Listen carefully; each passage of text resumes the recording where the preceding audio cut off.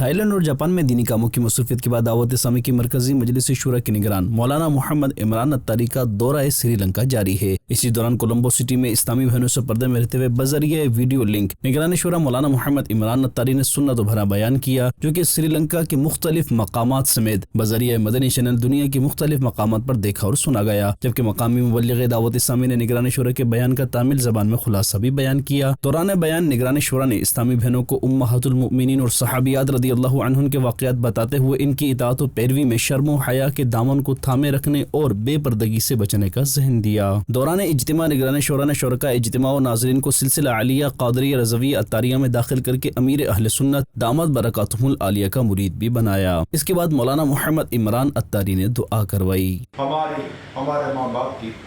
ساری امت کی بخشش کر دے، ہمارے گناہوں کو بخش دے، ہمیں بے حساب معاف کر دے، گناہوں کی بیماریاں دور کر دے، با پردہ اسلامی بہنیں ہو جائے یا رب کریم ہمارے ہاتھ پر رحم و کرم فرما دے، فضل فرما دے، آل اولاد کا سکھ عطا فرما، گھر بار کا سکھ عطا فرما۔